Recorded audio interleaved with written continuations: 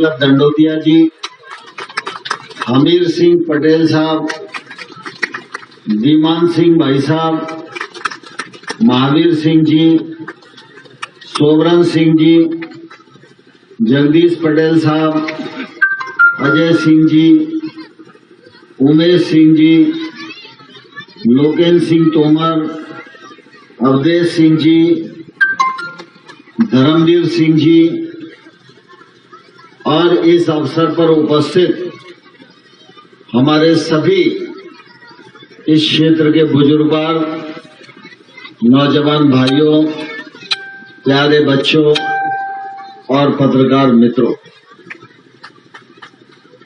आज विशेष प्रयोजन है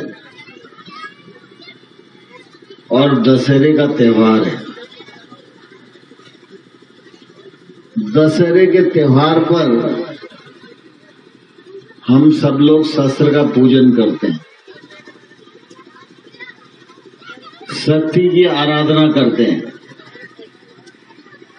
लेकिन इस बार हथियार जमा है तो शस्त्रों का पूजन जैसे होना चाहिए वैसे नहीं हो पा रहा है।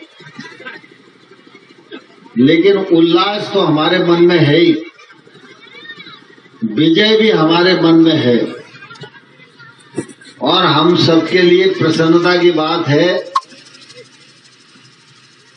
कि हमारे बीच में आज इस कार्यक्रम में और गरिमा प्रदान करने के लिए हमारे मध्य प्रदेश सरकार के मंत्री राम खिलावन पटेल जी भी हम सबके बीच में उपस्थित। राम खिलावन पटेल जी सतना से चलकर यहाँ आए और 1 महीने से धूल फांक रहे हैं। जरा जोरदार तालियों के साथ मेहमान का स्वागत होना चाहिए।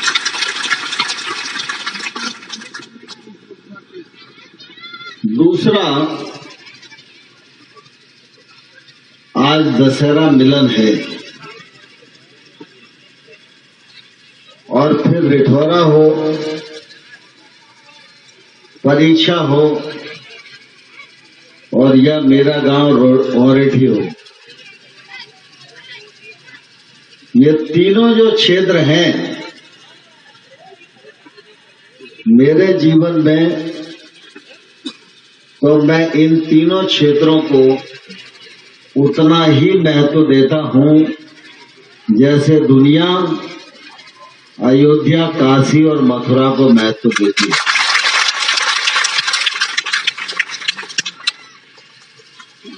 राजनीतिक कार्यक्रम तो चुनाव में हमेशा परीक्षा में बनते ही है। यहां पर कार्यक्रम कब बनता मुझे नहीं मालूम, लेकिन मैंने कल ही योगेश पाल गुप्ता को कहा कि भाई कल दशहरे का दिन है, दशहरे के दिन राजनीति कम और दशहरा ज्यादा होना चाहिए और इसलिए मैं अपने तीनों क्षेत्रों में बुजुर्गों से आशीर्वाद लेने के लिए जाना चाहता हूं। इसलिए आप रिठौरा में, परीक्षा में और हमारे यहाँ गांव में नागा जी के मंदिर पर सूचना करो और इन्होंने सूचना करी। आप सब लोग यहाँ इकट्ठा हुए और आप सबका आशीर्वाद मुझे प्राप्त होगा तो आने वाले कल में मोरेना का झंडा देश में और ऊंचाई से गड़ेगा।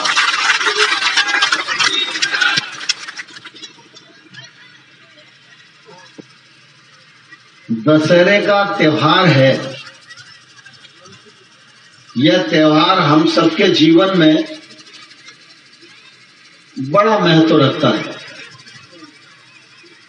आमतौर पर तो ऐसा माना जाता है कि दशहरे का त्योहार इसलिए मनाते हैं कि इस दिन असत्य पर सत्य की विजय हुई थी।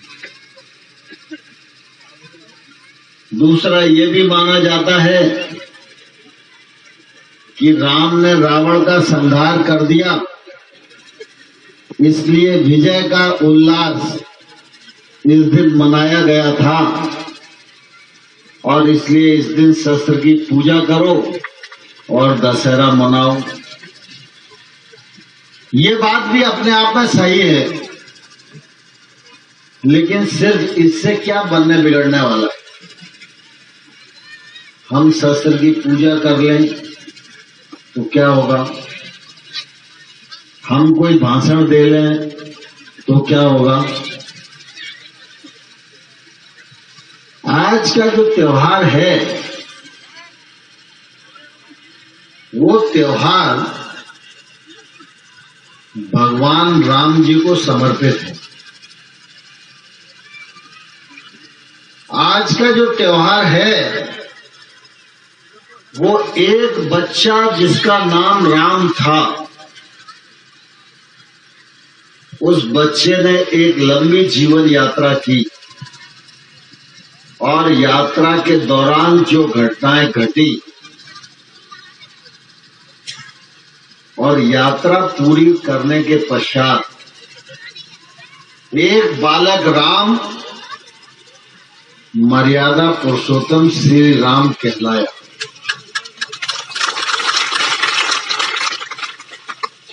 इस पर मनन करने का त्योहार है।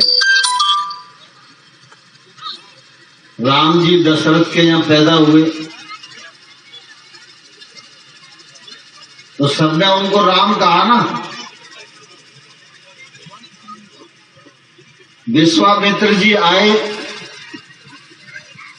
और उन्होंने कहा राक्षस बहुत परेशान कर रहे हैं, ये बच्चे आपके बहुत अच्छे हैं, ये बच्चे मुझे दे दो, मैं इनको विद्या भी सिखाऊंगा और राक्षसों से ये हमारी रक्षा भी करेंगे। तो दशरथ जी ने बच्चों को दे दिया। बच्चे वन में गए, धनुष विद्या सीखी, बाकी विद्याओं का अध्ययन किया और जब ऋषि यज्ञ करते थे तो राम और लक्ष्मण मिलकर राक्षसों से यज्ञ की रक्षा करते थे। इसी बीच में राजा जनक के यहां स्वयंवर हुआ। विश्वामित्र जी को लगा कि ये मौका अच्छा है, परीक्षा का टाइम है, अगर विद्यार्थियों को अप्लाई करा दो, पास हो गए तो जय जयकार हो जाएगी। तो राम स्वयंवर में पहुंच गए। बड़े बड़े योद्धाओं ने धनुष तोड़ने की कोशिश करी लेकिन कोई सफल नहीं हुआ। राम ने धनुष तोड़ा तो माता सीता के साथ विवाह हो गया। अब सोचो कि शादी हो गई और अयोध्या लौटने का समय आ गया, तो एक तौर से राम जवान हो गए, शादीशुदा हो गए। तो जब अयोध्या आए तो सब लोगों को लगा कि अब राम संपन्न है, समृद्ध है, बुद्धिमान है, बड़े हो गए हैं, शादी हो गई है, कामकाज संभालने के लिए अब पूरी योग्यता उनमें है, इसलिए राम का राज्याभिषेक करना चाहिए। तो राज्याभिषेक की तैयारी हो गई। फिर राज्याभिषेक नहीं हो सका, ये सबको मालूम है। तो पिता की आज्ञा को मानकर राम ने 14 वर्ष का वनवास काटा। तो राम के जीवन से प्रेरणा मिलती है कि पिता तैयार नहीं थे, जनता तैयार नहीं थी, पिता वचन फेरने को भी तैयार हो गए थे, लेकिन उसके बावजूद भी पिता की आज्ञा को मानना कितना महत्वपूर्ण है, यह राम जी ने स्वीकार किया।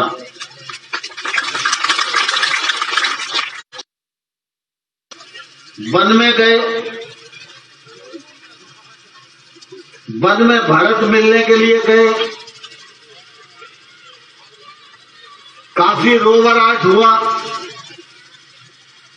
लेकिन राम ने कहा, भरत, पिताजी की आज्ञा जो थी और जो वचन था, उस वचन को रघुकुल को निभाना ही चाहिए। तभी ये कहा गया, प्राण जाए पर वचन न जाई। वनवास में 14 साल कटे और 14 साल में कितनी कठिनाइयां आई होंगी हम सब जानते हैं। तमाम राक्षस मिले, राक्षसों से युद्ध हुआ, लेकिन राम ने एक बार भी अयोध्या को नहीं पुकारा। अयोध्या तो राज्य था, अयोध्या में भरत राजा थे, अयोध्या में सेना थी, अयोध्या की जनता राम के फेवर में थी, फिर भी राम ने कभी अयोध्या को नहीं पुकारा। और राम ने ये संदेश दिया कि अगर आदमी में दम है तो लात मारेगा तो धरती में भी पानी निकलेगा। तो सबरी को गले लगाया, बानर और भालुओं को गले लगाया, जिनको लोग पशु कहते थे उनको मोक्ष प्रदान कर दिया। और एक समय आया जब रावण का संहार भी भगवान राम के द्वारा किया गया। अब आज ही के दिन रावण का पुतला जलाया जाता है। रावण एक प्रकृति है, यह प्रकृति न हो समाज में, इसीलिए इस प्रकृति को नष्ट करने का काम दशहरे के दिन किया जाता है।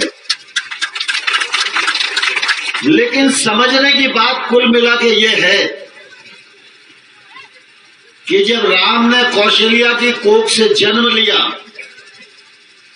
तो सिर्फ राम थे। जब राम का राज्याभिषेक होने की नौबत आई तो सिर्फ राम राम थे। लेकिन जिस दिन रावण का संहार करके 14 बरस बाद वन से लौट कर आए तो किसी ने उनको राम नहीं कहा, सबने उनको श्री राम कहा। तो राम से लेकर श्री राम तक की जो यात्रा है वह हर मनुष्य की यात्रा है। बड़े भाग्य मानव स्तन पावा, बड़े भाग्य से मनुष्य का जीवन मिलता है। हम सब मनुष्य हैं और ईश्वर ने हमको यह ताकत दी है कि अगर भगवान राम को पढ़कर, गुनकर और सुनकर अगर हम अपने जीवन में थोड़ा सा भी राम के संदेश को स्वीकार कर लेंगे तो ये लोग भी सार्थक हो जाएगा और परलोक का भी रास्ता साफ हो जाएगा। इसलिए हमारे जीवन में त्योहारों का महत्व है। दशहरे की आप सबको मेरी तरफ से भी बहुत शुभकामनाएं, हमारे मुख्यमंत्री की तरफ से भी बहुत शुभकामनाएं। और आज जब सवेरे मैंने प्रधानमंत्री जी को बात करी तो मैंने उन्हें कहा कि आज भी मैं क्षेत्र में जा रहा हूं, तो प्रधानमंत्री जी ने भी कहा जनता को मेरी तरफ से भी दशहरे की बहुत बहुत बधाई देना।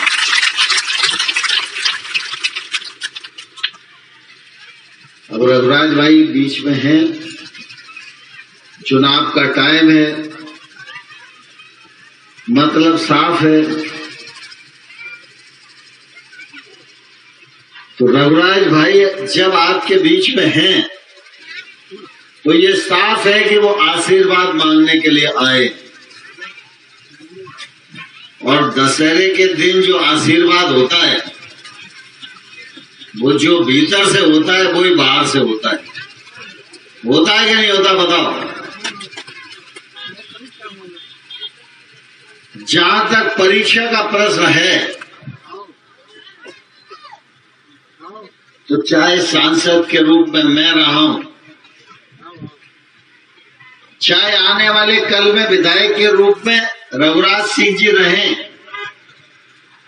परीक्षा के विकास में पहले भी कोई कोताही नहीं बरती गई है, आने वाले कल में भी कोई कमी नहीं आने दी जाएगी। मैं लोकसभा के चुनाव में आया था, तब आप लोगों ने कहा था कि पानी के मारे बहुत परेशान। इस परेशानी का एहसास मुझे भी है, लेकिन नहर का जो पानी है वो इस बात की इजाजत नहीं देता है कि पानी इधर उधर लोगों को मिल सके। लेकिन मैंने उस समय कहा था कि मैं ईमानदारी से कोशिश करूंगा। रघुराज ने भी मुझे 2-3 बार टोका, तो आज मैं यह कह सकने की स्थिति में हूं कि 29 करोड़ रुपए की लागत से आपके लिफ्ट इरिगेशन की योजना की स्वीकृति कर दी गई है।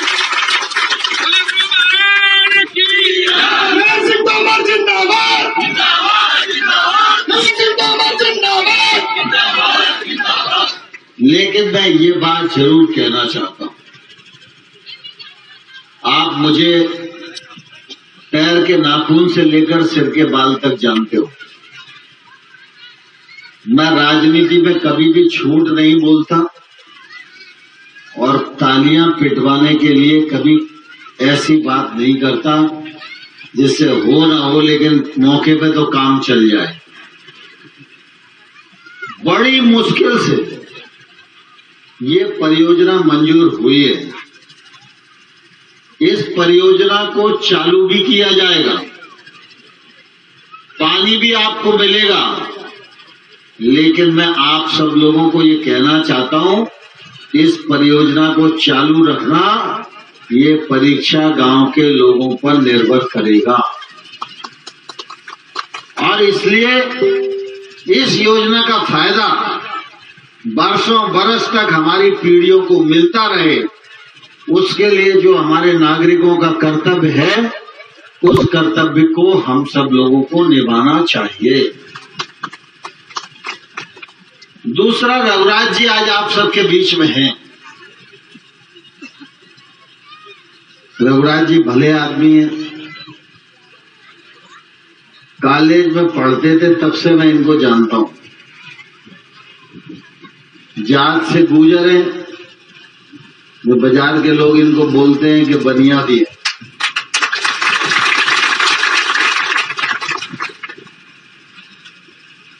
पूरे मुरैना के बाजार का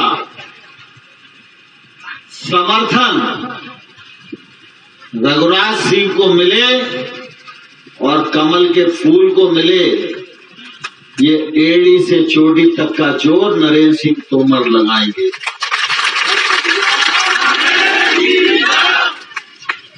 लेकिन गांव में लाज आप सब लोगों के हाथ में है।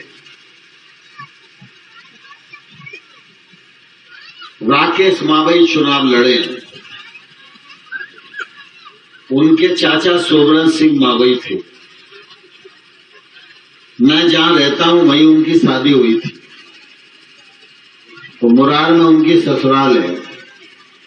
तो उनके जितने साले हैं मेरे भाई जैसे हैं, तो मैं भी उनको जीजा बोलता था। लेकिन आज दुर्भाग्य से वो हम सबके बीच में नहीं है। लेकिन आप सब इस बात को भली भांति जानते हो कि मावई साहब अच्छे वकील थे।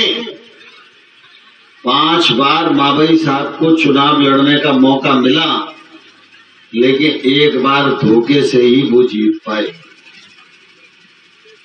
तो जब मावई साहब नहीं जीत पाए तो मावई साहब और राकेश, इनमें तो जमीन और आसमान का अंतर है। तो इसलिए राकेश मावई को जीतने का कोई चांस नहीं है। फिर दूसरा, आज मतदाता बहुत जागरूक है। कल रात को आपने टीवी पर देखा होगा और आज अखबार में पढ़ा होगा। अभी कोई चुनाव का टाइम तो है नहीं, 28 चुनाव तो हो ही रहे, लेकिन दमोह में कांग्रेस पार्टी के विधायक राहुल लोधी ने कल कांग्रेस पार्टी से भी इस्तीफा दे दिया, विधायकी से भी इस्तीफा दे दिया। अब क्या जरूरत थी भाई बताओ इस्तीफा देने की? इस्तीफा इसलिए दिया कि जब लोगों को मालूम पड़ जाए हम लोग चंबल पार कर रहे हैं और सब नाव में बैठे हैं, और अगर मालूम पड़ जाए कि नाव में छेद हो गया है तो ऊंचा को चक के सवारी भगती कि नहीं भगती? तो डूबते जहाज पर कोई बैठता नहीं है। कांग्रेस का जहाज केंद्र में भी डूब गया है और कांग्रेस का जहाज मध्य प्रदेश में भी डूब रहा है। इसलिए सारे लोग कांग्रेस छोड़ छोड़कर भाग रहे हैं। मैं आप सब लोगों को इस अवसर पर यह प्रार्थना करना चाहता हूं, यह चुनाव अकेले रघुराज सिंह का चुनाव नहीं है।